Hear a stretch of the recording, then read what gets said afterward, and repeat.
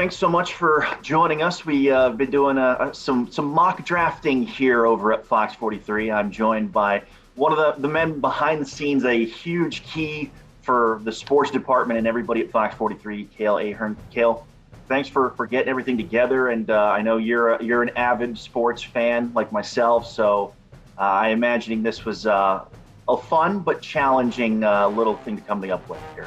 This was an exciting opportunity to come up with some NFL draft content for us here at the station, and what better way than to get a mock draft going. And I thought it would be pretty interesting to kind of see, we didn't talk to each other about this. We didn't go through, who we were thinking about, who would go where, and it was pretty interesting to kind of see how it all played out. So I think we're just gonna roll through it, and we're gonna talk about our picks.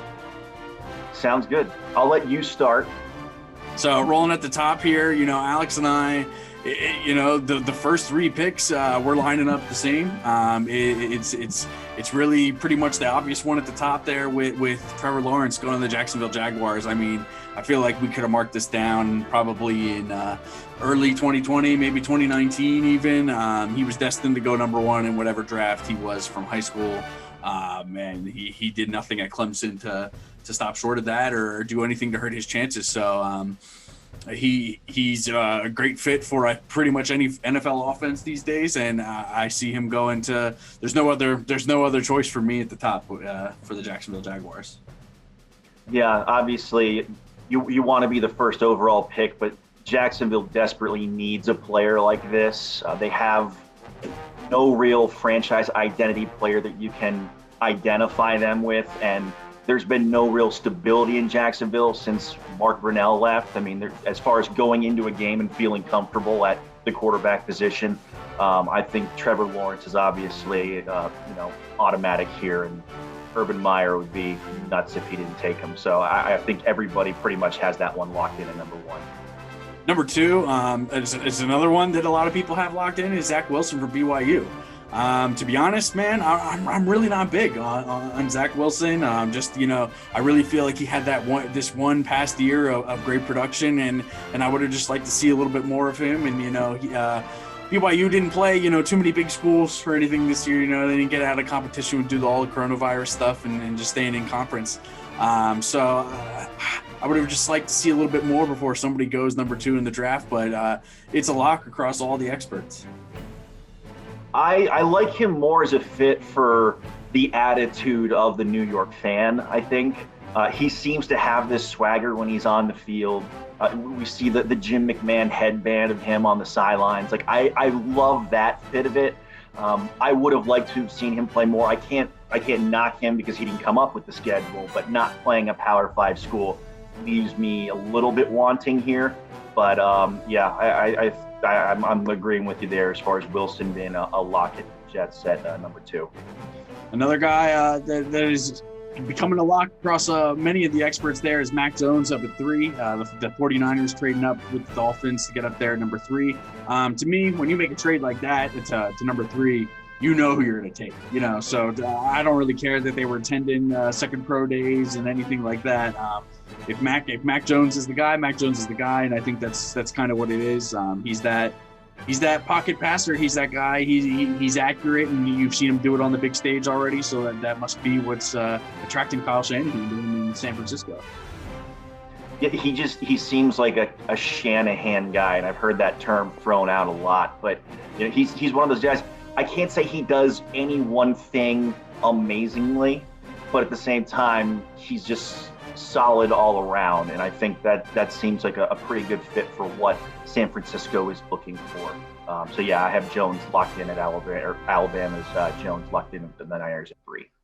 We do agree in the next three picks too, and then obviously it breaks up a little bit, but I think the number 4 spot in the draft is actually kind of one of the more interesting ones because, like you noted in your written version here, this would be a really good spot for Atlanta to trade. And it seems like, they're kind of struggling to find that partner right now. Nothing has happened yet. Obviously, we have about a little less than a week here till the draft. It's a tough spot. It's also a weird spot for me for them to reach up and take a cornerback. It's a little bit high for that. But there is a prospect who people are salivating over here at draft time and Kyle Pitts, and that's where we both having him going. And man, what an offense they would have with Kyle Pitts in the middle there, and Julio and Calvin Ridley on the outside. Yeah, Arthur Smith is a guy, he's coming from the Titans. He was at one point there the tight ends coach. Titans had a lot of 2 tight end fronts last year, and obviously when you have that running back, you're going to do that.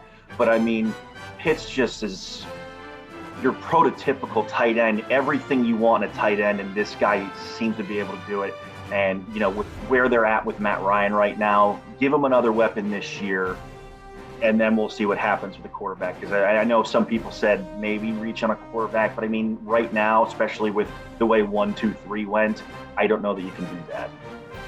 And that's where I stand with them too. And then Kyle Pitts is just one of those guys that you look at, and now he's going to be considered like a George Kittle, you know, a Travis Kelce. And to add that to that offense, I agree with you 100%. Give Matt Ryan that chance to really get his last shot there. At number 5, we both have the Cincinnati Bengals going out and getting Joe Burrow some protection there with PENEI SEWELL from Oregon. To me, he's a tackle that I really like because he was rated high even before opting. You know, he was projected to be one of the top tackles even last year before the pandemic and everything like that. Stays up across the board all the way here to 2021. Yeah, and he was one of those ones where, you know, he could have opted out if he really wanted to. And there were some players that did. He came back. I think he improved himself even more against some tough competition. Pac-12 didn't get a whole lot of games in, but yeah, I like his fit here. Obviously, Burrow sacked 32 times last year. That was an injury-shortened season. You're already seeing him. You know, they announced the uniforms, and everybody's only looking at his surgical scar on his knee, and it's like that's the one thing that they should be paying attention to, not how your new jerseys look, which look the same as they always have, by the way. Right. I totally agree with that. And a lot of people have them thinking about a wide receiver here, supposed to talk about him getting Jamar Chase here. I really just don't see it. You got to protect him first. And they made a move with grabbing Riley Reef already in the offseason. I don't see why you wouldn't grab another tackle on the other side. Speaking of Jamar Chase, that's where we both have him going with the next pick here, 6 to the Miami Dolphins. Just seems like a good fit. You know, it seems like they're going to take a wide receiver. There's 3 really great wide receivers, in my opinion, here available at the top. And you just took your quarterback last year into a Tagovailoa. So, I mean, why wouldn't you get him a top option here in Jamar Chase? Give him another option to stretch the field. I mean, Mike Gesicki had a great season last year, but, you know, you don't want one of your deep threats to be a tight end. That's normally not the best look for you. Stretches the field. He's got speed. Give Tua somebody else to throw to. I think it's a perfect fit. And, you know, Chase, I think, there's a lot of great ones. Chase, I think, is the best. Mock drafts, you know, we kind of vary on how we do them. I went a little crazy. I was like, you know what? I'm going to project some trades. So this is kind of where my first trade came in here. I kind of feel like the Detroit Lions are in a good position to trade down. I mean, this is a team, obviously, that's rebuilding. They're not expecting to win next year. This would be a good place to kind of move back, I think, and try to pick up some assets. I kind of think the Dallas Cowboys could be looking to move up. You know, they really need help in the secondary. I kind of like Patrick Surtain and Caleb Farley as the top 2 guys there at the top. And to me, J.C. Horn's kind of like a distant second. You know, a lot of people feel otherwise. But for me, you know, if they really love Surtain, I think they could move up and try to grab them. So that's why I think they do here. And it might cost you some draft assets, but that's something you got to do when you're on the verge of a championship if you have good defense, which is what Dallas needs. Yeah, I'm still sticking with the Lions. I'm going with Devonta Smith. I go, you know, 1 wide receiver off the board. I go straight to the next. Obviously, you get your new quarterback in there. Kenny Galloway is a guy who left town. Bring in the Heisman winner. It's Detroit. Right. I could totally see that as well. Totally makes sense. Moving on to number 8. I mean, for me, we vary a little bit different here. We both reference Sam Darnold and how we're trying to add to him and upgrade him in the Carolina Panthers game plan. My plan is to give him a receiver, Jalen Waddle from Alabama. You know, he's just one of those other top guys, and that's the team that lost Curtis Samuel in free agency. So I feel like, you know, he would be a good addition in there. You're going offensive line. I am, and I really like RASHAWN Slater out of Northwestern. Offensive tackle. He's one of the ones that opted out of 2020. But he's one of those guys, you know, you can plug him in at tackle. He can play guard. He's even played center if you really need him to. But you've got Sam Darnold in there. When he was in New York, he was either playing behind a rebuilding offensive line, an injured offensive line, or a bad offensive line. I think you give him this, you give him an opportunity to stay up and just be able to find some targets. But he was able to hold his own. I know he didn't play last year, but he's played against guys like Chase Young and really have held his own. So, yeah, that's why I'm going with RASHAWN Slater here. Moving on to 9 with the Denver Broncos. This is one of the teams I've referenced Dallas trying to move up ahead of. That's what I would kind of figure because I have them going and grabbing the second best cornerback in my opinion, Caleb Farley there from BT. I mean, to me, it's time to build that defense out there in Denver. They have a good offensive line or defensive front with Von Miller coming back this year. So to me, you know, it's always great to have that pass rush. We got to have some guys that can cover as well. And I think Farley is a guy that could really have a great future with the Broncos. I'm going with quarterback here. Denver Broncos, Vic Fangio, a defensive guy. I think the defense last year was good. I think one of the problems has been on offense, obviously. I'm going with Justin Fields out of Ohio State. He is a dual threat guy. He can make things happen if they need to go that route, obviously. They've got the wide receiver talent up there. So I think Fields is an improvement over Locke. And if you're looking at the quarterbacks around that division, the Broncos have been lapped at this point for the most part. Between, you know, the Chargers obviously have their man, offensive rookie of the year, Mahomes, Derek Carr, okay. But I mean, at this point, if you want to stay in contention, you need that gunslinger back there. And this is a dual threat guy who can really make things happen. Our number 10 picks are a little bit different, obviously, here as well. Kind of ties into my mock draft trade. So I have the Detroit Lions here. But you have the Dallas Cowboys landing with SURTAIN at the same spot that, you know, or at the 10 spot, even though I had it moving up at the 7. So I think that's interesting. I actually go with the Lions and have Trey Lance, quarterback from North Dakota State. I even have him going ahead of Justin Fields here. So that's a little bit interesting as well. I just kind of think he's more of the prototypical quarterback build that people are looking for. He's a little bit taller, you know, he's got the arm, and he's shown a little bit more rushing ability, I think, as well in his short time that he played. Obviously, only that one season. But man, 28 touchdowns and no picks. I mean, that's a pretty good line. Yeah, and I went with SURTAIN here because obviously he's got the NFL pedigree. The Cowboys need help back there. And, you know, everything you hear about this guy is he's polished, he's ready. It kind of mirrors thinking back to Champ Bailey coming into the league. You know, this guy is ready from day one. He's just got he's got a different mindset than everybody else. So that's where I'm going with SURTAIN. Number 11, another one of my mock draft trades trained up here. A lot of people are talking about the Patriots and their need for a quarterback and their possibility to trade up. To me, when I was looking at it, I really felt like the Giants had the possibility to trade him down. There's no specific player that really stood out to me that they needed to grab. So I was just thinking, hey, maybe if the Patriots come with that right offer, that this could be the move. And this is where I have Justin Fields going. And I really think, man, Bill Belichick got his hands on him. An athletic quarterback like that, and someone who I really like in this draft, and a lot of people haven't fallen lately, but I really think he's going to be really solid NFL quarterback. So I think, you know, going to New England, they're going to be a better place. Learn behind Cam Newton for maybe part of the season before he gets in there and go from there. Yep, you mentioned Fields being one of the guys falling. I'm still surprised by this in some way, shape, or form, but I've got Micah Parsons landing here with the Giants. I know there's people talking, you know, he could fall at, you know, behind 17 at some point here, and I'm going with Parsons here. There's a lot of comfort with the Giants because they've got Penn State guys in that locker room. They recently took Cam Brown, who's been in the linebacker room at Penn State with Parsons. So if you're looking for some kind of mentor tutelage, Cam Brown was awesome. Obviously, you got Saquon in there. They recently brought in Austin Johnson.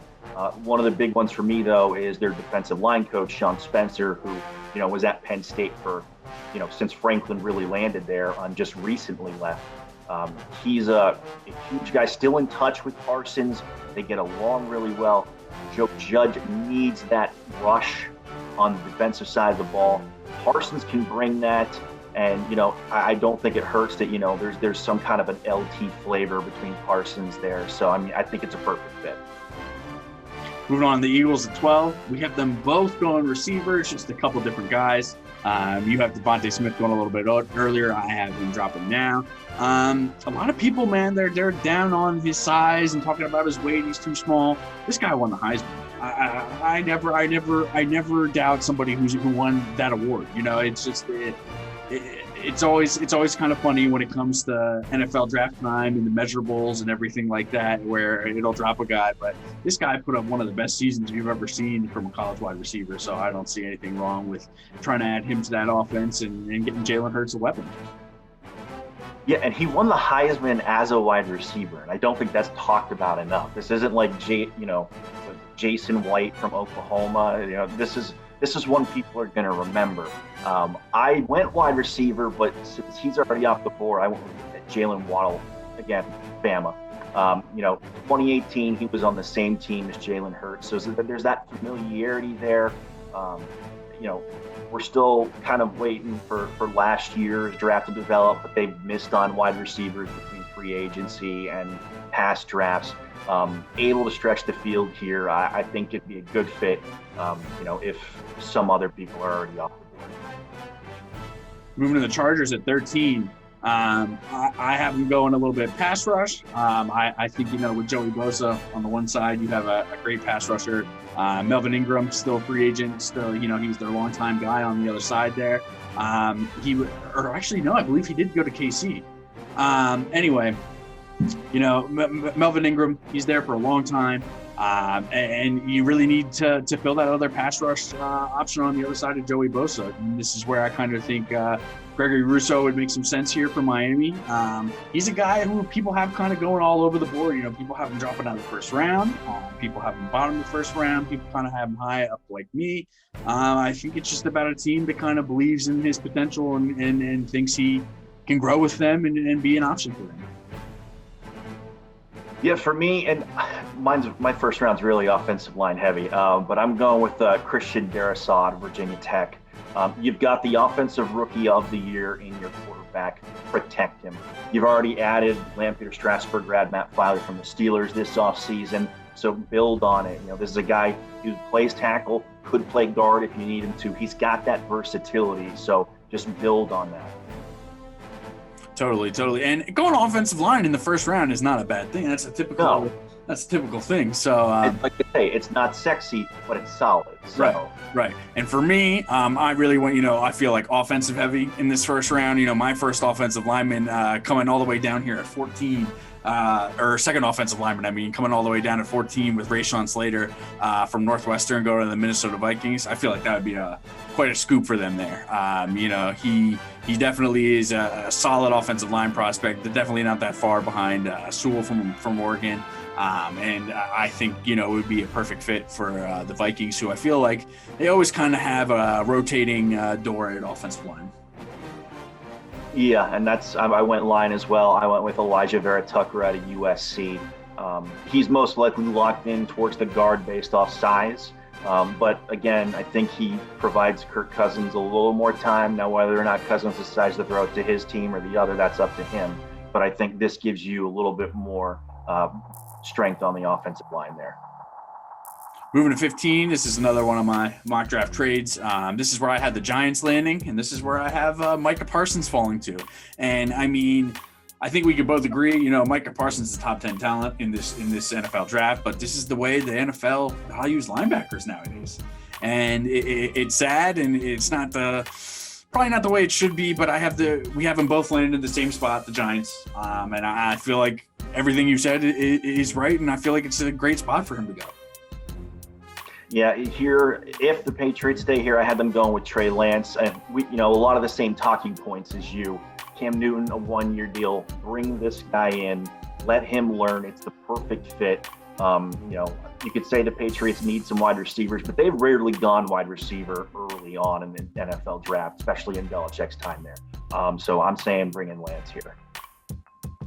Yeah, and it just seems like the Patriots are going to cap this offseason with spending with the quarterback. So that's what I'm going to look for them to do here. 16, I have another one of my crazy mock draft trades. I have the Dolphins trading up here to get the safety that they want in Trevor Moore from TCU. You know, after Minkah Fitzpatrick's left there, you know, the other guys are kind of getting older in that secondary, and they never really had anybody step up to fill that safety spot. And I feel like Moore would be a good fit for the Dolphins here. And I'm going still with the Cardinals. Caleb Farley, cornerback out of Virginia Tech, again, an opt-out from 2020. Patrick Peterson went to Minnesota, so they're looking for some help in the defensive backs there. I think Farley would be a good fit. I know he's coming off back surgery, and I think that's one of the reasons a lot of people have him falling more here recently. I just think he's a perfect fit for Arizona. So we both have the Raiders staying here at 17. We just have different guys going here. I'm really sorry, Jeremiah. I'm going to try not to butcher your name. Jeremiah OWUSU-KORAMOAH, for linebacker from Notre Dame. I feel like that was pretty close. Got it, yeah. It really, you know, this is a guy that really looks like he could play a couple different positions at the next level, you know, a hybrid linebacker safety role. So, you know, if Morig's off the board here and the Raiders kind of wanted somebody to think about at safety, they could go here. They did just bring back Carl Joseph, but I still think that the need is there for the Raiders. Yeah, for me, I'm going with JC Horn, cornerback out of South Carolina. You know, great with man zone cover, no matter what it is. And the Raiders have drafted, this is one of my favorite stats, 20 players over the last 5 years to play in the defensive secondary. That's the most in the NFL. So they've been trying to address it, still haven't been able to lock this down. Another player in this first round that has that NFL pedigree, Joe Horn's son, who played for the wide receiver for the New Orleans Saints. And if his dad does not pick up a cell phone on draft day for him and hand it to him, I will be incredibly disappointed. Right. I'm totally with you there. I'm totally with you. I actually have JC Horn going with the next pick to my Arizona Cardinals via mock draft trade. I mean, man, losing Patrick Peterson, how do you replace him? You got to go get a corner in the first round. And I feel like everything you said, I really love guys with NFL pedigree, you know, that guys with their dads who had played in the NFL. I just feel like it gives them a lot of leg up a lot of times. And you know, they know what to expect. And I feel like Horn and SURTAIN are really going to benefit their first years in the NFL from that. So I look at JC Horn as a guy the Cardinals could probably play from day one. Sticking with the Dolphins, obviously, I had them going offense early in this round. I'm going with KWITY PAYE, defensive lineman out of Michigan. I know it's a small sample size for him, but Miami loves to blitz, and I think PAYE really fits into that. And, you know, everybody has, from his college coaches to everything that I have read, have raved about his football IQ as being at the elite level. So I you know, who wouldn't love to have that in the locker room? Washington football team at 19. We both stuck here, and we both had them going offensive line. So I feel like that's a pretty solid prediction for them. We just have different guys. I have Christian DARRISAW from Virginia Tech. You had him going a little bit earlier. To me, when you get at this point in the offensive lineman, it's kind of just who you like a little bit more. It's not that necessarily one of them is too much better than the other. It's kind of my fall off point here. So this is where I have DARRISAW going here with the Washington football team. Yeah, and I went with TEVEN Jenkins out of Oklahoma State. Offensive tackle, obviously. They've kind of patched up the quarterback spot between bringing in Fitzmagic and Taylor Heineke. So clearly they're in no rush there. But they traded away Trent Williams last year, early season, never really replaced him. Bring this kid in. He can start immediately. He's one of those people that feel that, you know, this guy is a starter from day one and then for years to come, which is something that, you know, Washington kind of lacked in recent seasons. The Chicago Bears at 20, man, I mean, they could go a bunch of different ways, but I think we're both looking to kind of help out that quarterback play. I went offensive line, Jalen Mayfield from Michigan. I just kind of felt like, you know, if they're going to try to get anything going with that offense, they're going to need to protect Andy Dalton. You went wide receiver to kind of give him a weapon. Yeah, Kadarius Toney out of Florida. Obviously, there's hot seats all around Chicago between GM, head coach, everything going on. You bring in Andy Dalton, which is not really winning over a lot of people in Chicago, and you've got to give him something to do outside of try and pray that Allen Robinson is open or find a tight end to check down to. So Kadarius Toney, I think, kind of gives them an option. He's the guy that's not afraid to go over the middle if he needs to. Also stretches the field nicely with his hands. So yeah, Kadarius Toney there. 21, we both have the Colts looking for some pass rush help. I went with Jalen Phillips there from Miami. You know, it's after, you know, going offense, making your Carson Wentz move, you know, earlier this offseason, you know, it's about supporting your defense. And what better, I think we all saw with the Tampa Bay Bucks last year, you need a pass rush, and it's about time the Colts get back to their days of Dwight Freeney and Robert Mathis. They really haven't had that great pass rusher since then. So I looked to enter Phillips, who I had ranked as the best pass rusher available at that point. Yep, I'm going defensive line here. Azeez Ojulari out of Georgia. He's got a really good pass rush presence down there, especially to do it in the SEC and be labeled one of the best pass rush guys. That's a title that, you know, you can't snip at there. And obviously, Indy losing some guys to free agency. I think this is a pretty big need for them. Titans, I have them going with Kadarius Toney from Florida. I'm going this based on need because, you know, Corey Davis was lost in free agency to the Jets. You know, Derrick Henry still the king on offense, but there's not really a lot going on there in the passing game. So I really think Toney would be able to give them a wide receiver option for Ryan Tannehill. Yeah, I'm going offensive line here again. This is Jalen Mayfield out of Michigan for me. Last year they went offensive lineman. They got Isaiah Wilson, top pick. Thought they had this thing covered and can move on. Wilson went on. He played one snap last year, and you know, it wasn't injury related, so that's not a good sign. You've got the best running back in the league. Give him a line to still follow here, so I say bring in Mayfield. 23, we both have the New York Jets here, just going a little bit different directions.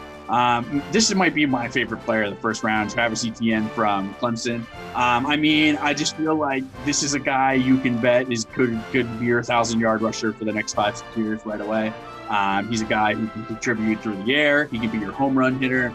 And I just think would be a really great running back for pretty much any NFL offense today. So I have the Jets going offense here at 23. I just feel like you'd be a good guy to have right next to Zach Wilson there. You know, you get your quarterback and your running back to back. Yeah, I'm going defensive secondary here. Cornerback Greg Newsome Jr. out of Northwestern. This is one of my favorite guys in the draft. He just seems like a lockdown guy, and I love that. You can't fool him with the double moves. In the rare moments where he has been out of position, he recovers quickly and is there for the pass breakup. The Jets were able to get a steal in, you know, McDevitt grabbed Bryce Hall late in last year's draft because he was injured, and he was playing his best ball at the end of last year. I think if you bring in Newsome here, this is a guy who can contribute for years to come, and you've got a solid secondary base right there for the Jets. I'm breaking the mold. I'm breaking the NFL. It's gonna crash everything here. I'm going a second running back. I'm going running backs back to back in a mock draft here. So I have the Steelers. You know, they just lost James Conner. And this is all about Big Ben's last season. You know, you want to give him the weapons, you want to give him the ability to have that offense to try to compete, try to win that Super Bowl. And I think we all kind of saw what Najee Harris can do in the passing game in his college playoff games. In his last 2 games of his college playoff career, he had big through the air, big plays through the air. So I really think adding Najee Harris to the Pittsburgh Steelers offense would give them another weapon through the air for Ben Roethlisberger. One pick behind you here, but I'm going Travis Etienne here for the Steelers. You mentioned Connor leaving. You know, it's kind of been running back by committee or running back by whoever is healthy in Pittsburgh the last few years. The one thing that I think really would be huge for them is Etienne's ability to have an impact in the receiving game here. They really haven't had that since, as far as to the size they want, Le'Veon Bell was there. And I think Big Ben's been missing that. And Etienne, I think, is the best receiving running back in this one. And, you know, Steelers are watching across the state with what the Eagles have been able to do and getting Miles Sanders involved. You've got Dobbins down in Baltimore being a factor. And I think this one, it makes too much sense not to happen. But a lot of people have the Steelers going offensive line in this first round, trying to replace Marquise Pouncey. I just really don't have any offensive linemen here that I think are worthy of going in that spot in the first round. Yeah, it would be a stretch, and at this point, you're so late in the first. It's not one of those ones where you can just trade back because you've got to get some value here. And it's also a draft where I feel as there are some offensive linemen available in the second, third rounds that they would be able to plug in and be able to still get their running back at the same time here in the first. Yep. Jacksonville Jaguars, second pick here in the first round. We have them going a little bit different ways. I have KWITY PAYE falling all the way to here. A lot of other people, including yourself, have them going a little bit higher. It's just kind of a preference thing, in my opinion. 4-3 defense, in Jacksonville, I feel like he's that smaller rusher. They can kind of fit there pretty well on the outside. So that's where I have the Jaguars going. They really don't have that pass rush presence that they've needed, or since they had when they were in the AFC Championship game against the Patriots. And I've got them going with Pat Freiermuth out of Penn State, the tight end. And I know I feel pretty alone in him going in the first round here. And I don't know if that's injury related, because we went from people calling him Baby Gronk for his entire college career to now whether or not he's late first, early second. You've got a new quarterback. Bring in the safety net. That's your tight end. This guy is, he's got great hands, stellar pass routes here. One of the things I think is underrated about, I love his pass blocking and most all his downfield blocking. Again, a perfect safety net for a rookie quarterback. Bring in this guy; these two can develop together, and maybe get that Brady Gronk kind of feel for them going in Duval. Down there at 26 with Cleveland Browns. I made my picks before Jadeveon Clowney signed, but I still want to stick with it because Jadeveon Clowney's that 1 year guy. He's that hired mercenary who probably is only going to be here for 1 year in Cleveland. So you could still take a linebacker here in Zaven Collins, have him, be underneath, under Clowney, learn and be able to play, sparingly this year and then really take off next year. So that's where I have him going. I'm going to go with Jeremiah OWUSU-KORAMOAH. I know you had him going earlier, the linebacker out of Notre Dame. Again, you touched on it, a hybrid linebacker. He can bring the rush if he wants to, drops back in coverage. I know some teams are even looking at him as a potential safety. But the Browns have had a lot of shifts on defense this offseason, and I think this one makes sense if he's there. You pronounce the name a lot better than me too, so it just flows very nicely. Baltimore Ravens, I have Azeez Ojulari from Georgia going here. I think Baltimore would be dancing if he fell this far to them. Like you said, one of the best pass rushers in the SEC last year, if not the best. They need a pass rusher. They lost Mark Judon to the Patriots, and it's kind of been a little bit of a rotating door now there for them as well at the linebacker position. So adding him on the outside, I feel like would be a great boost to that defense. Yeah, I'm going with a defensive end, Jalen Phillips out of Miami. Obviously, he's a solid all-around guy, which is just typical Ravens draft. 12 and a half sacks, 5 pass breakups. Obviously he stands out on a Miami defensive line that had 2 stellar defensive ends. So I'm going with Phillips here. 28, we both have the Saints going defensive linemen, but just a little bit different positions. Man, I got it for Alabama guys, man. I just feel like they are the best pros. They're always made to go, and I feel like NFL rosters littered with Alabama players is not a bad thing. And I have Christian Barmore sneaking into the bottom of the first round here. Sheldon Rankins goes to the Jets in free agency. Saints are missing a little bit in the middle of that defensive line. You still have Cam Jordan there on the outside, so you want to support him up front there in the middle. I seen Barmore, he used to be ranked a lot higher in the first rounds, even last year. So I didn't really think I saw too much of him that was deserving of a fall off that he's kind of seeing around the league. A lot of people have him going in the second round. I have him sneaking in to the bottom of the first round. Yeah, what Miami defensive end last pick, and I've got another one going here, is bookending Gregory Rousseau, Miami tight defensive end. Saints have a tight cap this offseason. They don't have a lot of money to make a splash signing. So your best bet to get that edge rush is going to be in this draft. This is a guy who can really line up anywhere on the defensive line. And I think, if you've got that versatility, and again, you're going to get your best bang for your buck here in the first round, this is where you go. 29 here with the Green Bay Packers. We both have them going defense as well. I got a Penn Stater in there with Jason Oweh. you just played the Bucks. You got you saw that pass rush. You saw what you could do. Now it's time to generate some of your own. I feel like he could really be a boost to the Packers, and it really helped them get a rotation going for pass rush. I went linebacker, Zaven Collins out of Tulsa. Obviously Aaron Rodgers would love a wide receiver, but he hasn't ever gotten one in his time there. So why are we going to start now when we're talking contract in a year here? Green Bay, a lot of holes on the defense, as you imagine, really exposed in the playoffs. You're going to love his stats, all the attributes that go with Collins. My favorite thing is his leadership. Kind of mirrors like a Sean Lee out there. He knows where everybody's supposed to be as well as himself. Gets guys, picks them back up after a bad play, can reset real quick. I love his leadership capability, which I think is something that Green Bay would love to have on the other side of the ball after having Rodgers for so long. At 30 with the Buffalo Bills, I have my continued run of defensive linemen going. Levi, I'm sorry, I'm going to butcher your last name. OWUSU-KORAMOAH from Washington. It's just Buffalo, they're almost there. They need a few more pieces, and I think adding to that interior defensive line proved very beneficial, especially playing in a division with the New England Patriots, who are going to be very run heavy. So I just feel like that's the way the Buffalo could look to go in here at the bottom of the first round. I have them going cornerback, Asante Samuel Jr. out of Florida State.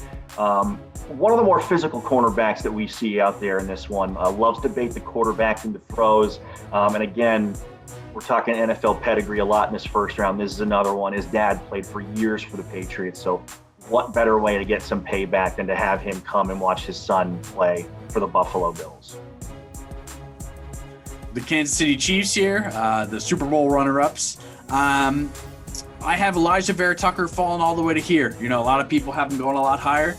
I just kind of, wonder, do teams have a little bit of worry? Can he stick at one of the positions? Is he a tackle? Does he need to move inside the guard? So I'm going to say maybe that comes into play on draft day, and he falls a little bit here to 31, and the Chiefs scoop him up very happily and are able to add them to your offensive line. I think they would be overjoyed if he fell this far to them. I've got them going with Jason Owe out of Penn State, defensive end. I think the Chiefs are kind of in the same boat as the Packers after the playoffs. They just kind of went into the locker room, were scratching their heads, so that just happened.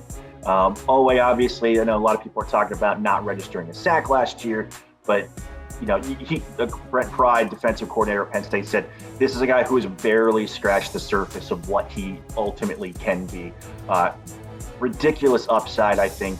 And I have to mention the 4.36 40 on his pro day, which was just ridiculous.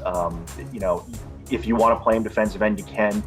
I know there's a lot of people talking about moving him around, but he's just so long, and I love his reach, and there, no immediate pressure to get in there, but I mean, he's a guy that I think is going to have a stellar NFL career here.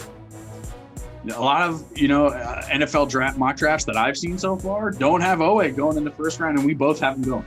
We both have him going in this first round. The few that I have seen been in the last 3 or 4 picks or something, where you have that room to take a chance if you want, and it could pay off in the long run here. Right.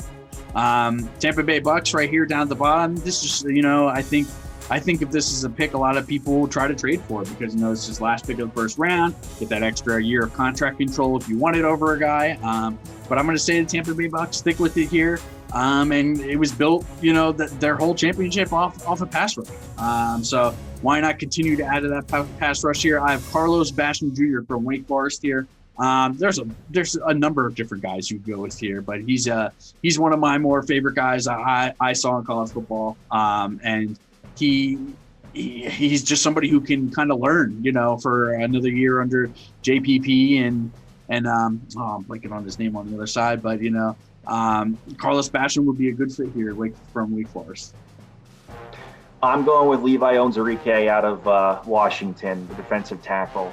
This is a guy, again, sat out 2020. He's really only had one full season of being the starter. He was early rotation there, but he's a Washington guy, so he's got that rapport with Vita Vea already, so you could line him up right next to him again. And Ndamukong Suh coming back for a year, let's face it, best years are behind him. He's towards the tail end of his career. It's physical up front line and obviously a good one, but I have them going with OWUSU-KORAMOAH here. So in total, we kind of set an NFL draft record. We're going to have 5 quarterbacks going in the first round. I think this is the year for it, and this is just kind of where it is. This is the league now. You know, this is a quarterback-driven league. If you do not have your guy, you really have a chance to win. I've heard a lot of people saying, you know, you could even go more. There's, you know, some had Chicago Bears bringing one in, and that kind of shifts everything down. And if teams are dead set on taking a quarterback, they've got their board and their list. So, I mean, it could even be more, honestly. And it's going to be wild, but fun to watch. Absolutely. I can't wait till April 29th. It was awesome doing this with you, and I hope everyone enjoys it as much as we did. Thanks so much for watching. We're going to have a lot of draft coverage, obviously, coming up throughout the next few days, and we're amped to see where everybody's landing.